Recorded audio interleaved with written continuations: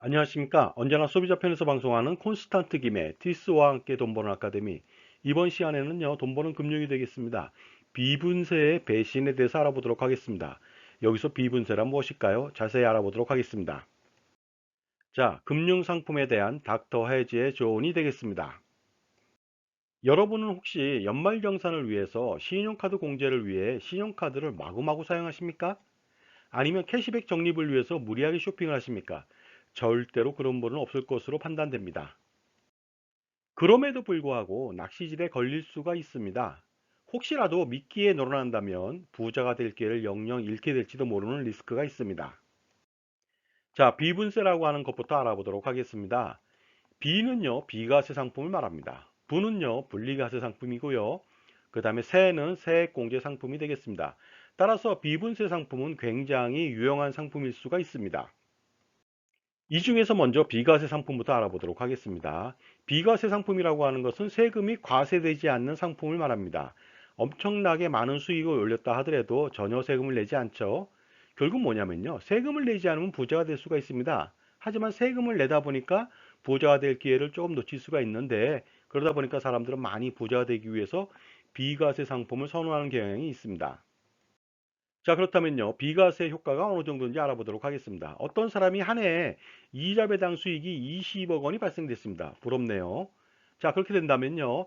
원천 징수를 15.4%를 떼고 나서 다음에 종합과세를 당합니다. 최고 49.5%까지 과세를 피할 수가 없습니다. 자, 얼마 정도 나오는지 계략적으로 세금을 계산해 보겠습니다. 20억 원의 최고세율 45%고요. 6,540만 원 누진공제하니까 소득세는 8억 3,460만 원이고요. 여기에 지방소득세 10%까지 합쳐갖고 9억 1,806만 원이 되겠습니다. 따라서 번 돈 20억 중에서 거의 절반 가까이를 세금으로 내는데 비과세라면 어떻습니까? 9억 1,806만 원을 전혀 내지 않겠죠? 그러다 보니까 비과세 효과는 굉장히 중요합니다. 그런데 비과세 효과라고 하는 것은요, 이처럼 엄청난 수익이 발생되었을 때 효과를 톡톡히 볼 수가 있습니다. 그런데도 불구하고 수익이 얼마 안 된다. 그랬을 때는 비과세 효과가 거의 없다고 보면 되겠습니다. 자, 그렇다면요, 비과세 상품 중에서 시중에 나와 있는 상품을 하나하나씩 알아보도록 하겠습니다. 첫 번째는요, 옛날에 생계형 저축이라고 하는 비과세 종합저축이 되겠습니다. 이것은요, 만 65세 이상 거주자가 가입할 수 있고요, 장애인 또는 국가유공자가 가입할 수 있습니다. 1인당 저축액은요, 5천만 원 한도로 해서 여기서 발생하는 이자 관련된 부분들은 다 비과세를 해주는데요. 비과세 효과 어느 정도인지 알아보도록 하겠습니다. 연간 2%의 이자가 발생되었다. 그러면요, 이자 소득은 100만 원이 되겠습니다. 여기에 대해서 과세를 한다면 15.4%, 15만 4천 원을 과세하는데 이 15만 4천 원을 내지 않는다는 것이 되겠습니다. 그렇다면 이 15만 4천 원이라고 하는 것을요, 연간 따졌을 때 그런데 하루당 이자가 얼마일까요? 겨우 422원에 불과합니다. 굉장히 비과세 효과가 저조하죠. 그리고 또 다른 비과세 상품을 알아보도록 하겠습니다. 이번에는 예탁금이 되겠습니다. 농협, 수협, 신협, 새마을금고의 1인당 저축액이 3천만 원을 한도로 해서 2022년도까지는요, 여기서 발생하는 그 이자에 대해서 비과세를 해줍니다. 그 이후부터는 분리과세를 해주는데요. 예를 들어서 3천만 원을 납부하고 나서 연간 2%의 이자가 발생되었다. 그럼 60만 원이 되겠죠. 여기에 대해서 원래 이자 소득세를요, 15.4%, 92,400원이라고 하는 세금을 떼야 되는데 이것을 안 뗀다는 것이죠. 그렇다면요, 연간 92,400원이라고 하는 것은 하루당 과연 어느 정도 비과세 효과가 있을까요? 겨우 254원에 불과합니다. 자, 다음 비과세 상품도 알아보도록 하겠습니다. 이번에는요, 개인종합자산관리계좌라고 하는 ISA를 알아보겠는데요. 만 19세 이상자면 가입이 가능하죠. 1인당 연간 2천만 원 한도로 해서 가입이 가능하고요. 3년 이상 유지하면 되겠습니다. 5년간 총 1억 원을 납부할 수가 있겠죠. 자, 이랬을 때 비과세 혜택은요, 200만 원까지 발생한 이자 배당에 대해서 세금을 한 푼도 물리지 않습니다. 특히 서민형이나 농어민형 같은 경우는 두 배입니다. 400만 원까지 비과세 혜택을 주는데 5년 동안 200만 원의 비과세 혜택이라고 하는 것은요, 연간 30만 8천 원의 세금을 절약할 수 있고요. 서민형 같은 경우엔 61만 6천 원이 되겠죠. 이랬을 때 5년 동안 매일 비과세 혜택 금액은 어느 정도 될까요? 놀라지 마십시오. 200만 원일 때는요, 하루 겨우 169원에 불과하고요. 그 다음에 서민형 같은 경우에는 338원에 불과합니다. 자, 다음은 보험비과세가 되겠습니다. 10년 이상 유지 시 비과세 혜택을 주는데요. 저축상품은 월 150만 원 한도고요. 그 다음에 종신연금보험은 비과세 조건에 맞는 경우에 월 납입액 제한 없이 비과세가 가능합니다. 예를 들어서 조건만 맞는다면요, 월 1억씩 내도 비과세 혜택을 준다는 뜻이 되겠습니다. 자, 그랬을 때요, 한번 알아보도록 하겠습니다. T생명사 40세 남자가 매월 100만 원씩 10년 납하고 65세에 연금 개시된다고 했을 때 공시율 2.5%를 적용했습니다. 그러면 25년 뒤에는요, 환급률은 152.2%가 되겠습니다. 따라서 총 이자는요, 6,266만 원인데요. 이 전체가 다 비과세 혜택을 본다는 것이 되겠고요. 혹시라도 6,266만 원에 대해서 비과세가 아니라면 15.4% 가정했을 때 이자 소득세를 내야 되는데요. 965만 원이 되겠습니다. 따라서 25년 동안 965만 원의 절세 효과가 나타나는데 매년으로 따진다면 39만 원 정도밖에 안 되죠. 그러다 보니까 어떻습니까? 하루당 어느 정도 비과세 혜택이 있는가 알아봤더니요. 겨우 1,069원에 불과했습니다. 자, 이처럼 비과세 상품이라고 해서 가입했는데 별 효과가 없죠. 왜냐하면요, 수익이 너무 떨어지기 때문에 이런 문제가 생겼던 것이죠. 그렇다면요, 비과세보다 조금 더 안 좋을 수가 있겠죠. 분리과세 상품 알아보도록 하겠습니다. 비과세는 아예 세금을 안 내는데 분리과세 상품은요, 15.4가 아니라 9.9%의 좀 낮은 저율과세를 한다는 것이 되겠습니다. 따라서 당연히 세금은 내야 되겠죠. 단 종합과세만 미적용된다는 그런 장점이 있는데요. 어떻습니까? 비과세 혜택도 별론데 분리과세 혜택도 별로가 되겠죠.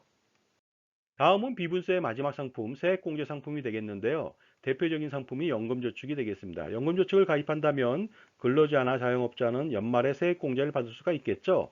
그러나 세액공제 혜택이 그다지 크지 않고요. 그 다음에 상품 자체의 수익이 떨어집니다. 그리고 장기 유지 반드시 해야 됩니다. 그 다음에 중간에 해지했을 때는 해지가산세를 원리금에 대해서 떼기 때문에 굉장히 리스크가 크다고 볼 수가 있습니다. 결국 비분세 상품은요, 절세 효과가 그다지 크지 않습니다. 왜냐하면 수익률이 미미하기 때문에 그런데요. 미미한 상태에서 세제 혜택을 준다는 것은 마찬가지로 세제 혜택이 별 의미가 없다는 것이 되겠습니다. 예를 들어서 비과세라든가 분리과세라든가 세액공제 혜택이 별로 없다는 것이죠. 그리고요, 투자 수익이 저조하다 보니까요, 비분세 혜택이 제한적일 수밖에 없고요. 그 다음에 이런 상태에서 세제 혜택은 주나마나가 아닌가 생각합니다. 자, 지금까지 제 정보가 만족스러우셨다면요, 구독과 좋아요 부탁드리겠습니다. 그리고요, 특히 회원 가입을 통해서 다양한 혜택을 누려보시기 바랍니다. 감사합니다. 계속하겠습니다. 자, 연말이 다가오고 있습니다. 연말이 다가오면요, 비분세 상품 강화를 하는 시즌이 됩니다. 그러나 이 상품을 가입하는 대신 투자 강화를 통해서 보다 많은 수익을 올리고 세금을 내시는 것이 어떻겠습니까? 그런데 만약에 투자를 잘해서 세금을 냈다 이랬을 때 세후 투자 수익률 알아보도록 하겠습니다. 4%에 투자했다 하더라도요, 세후 투자 수익률은요 15.4%를 적용했을 때는 3.425%에 불과하고요. 혹시라도 고소득자다 그랬을 때는 49.5% 적용했을 때는요 절반밖에 안 되겠죠. 2.02%밖에 안 됩니다. 그리고 또 연 8%에 투자했다 하더라도요. 15.4% 적용하는 사람들은요. 6.848%라고 하는 세후 투자 수익률을 얻을 수 있고요. 그 다음에 고소득자 같은 경우는요. 4.04%밖에 세후 투자 수익률을 올릴 수밖에 없습니다. 자, 이렇게 15.4% 적용하는 사람들은요, 투자해서 성과를 많이 올려도 세금은 많이 내지 않습니다만은요, 그러나 고소득자인 경우에는요, 반드시 어떻습니까? 개인이 투자하는 것보다는 법인을 설립한 다음에 투자한다면 아주 효과적입니다. 이유는 이렇습니다. 세금을 대폭적으로 줄여갈 수가 있기 때문에 그렇습니다. 만약에 법인에서 투자했다. 그랬을 때 법인세율은요, 지방소득세 포함해서 11%에 불과합니다. 2억 원까지 수익이 났을 때죠. 그 다음에 내년도 2023년도부터는요, 5억 원까지 수익이 났을 때 겨우 11%만 뗀다는 것이죠. 그러다 보니까요, 법인에서 연 8% 투자를 했다. 이랬을 때는요, 11% 떼고 실질적으로 세후 투자 수익률은요, 7.12%라고 하는 엄청난 수익을 올릴 수가 있습니다. 그러다 보니까 개인보다는 법인에서 투자하는 것이 효과적이겠죠. 자, 지금까지 비분세 상품에 대해서 알아봤는데요. 비분세 상품이 투자 수익이 저조하다 보니까 비과세 혜택이라든가 분리과세 혜택이라든가 각종 세액공제 혜택이 별로다는 것이죠. 따라서 얼마 되지 않는 비분세에 매몰되지 말고요. 지속적인 투자를 통해서 투자 수익을 극대화하고 정당하게 많은 세금을 내면 되겠습니다. 하지만 이 많은 세금요, 어떻게 개인이 내는 것이 아니라 법인이 낼 수 있도록 한다면요, 훨씬 더 세후 투자 수익률을 극대화시킬 수가 있습니다. 자, 도와드립니다. 법인 설립 후 투자를 도와드립니다. NGP 플랜이라고 해서 제가 창시한 거죠. 넥스트 제너레이션 플랜을 통해서 투자와 증여세, 상속세 절세를 모두 다 챙기시기 바랍니다. 자, 이제 금융상품은 진정한 투자로 거듭날 필요가 있겠죠? 자, 지금까지 비분세 상품의 절세 효과가 미미하다는 점을 말씀드렸고요. 이제 투자는 개인이 아니라 법인이 하시는 것을 안내해 드렸습니다. 감사합니다.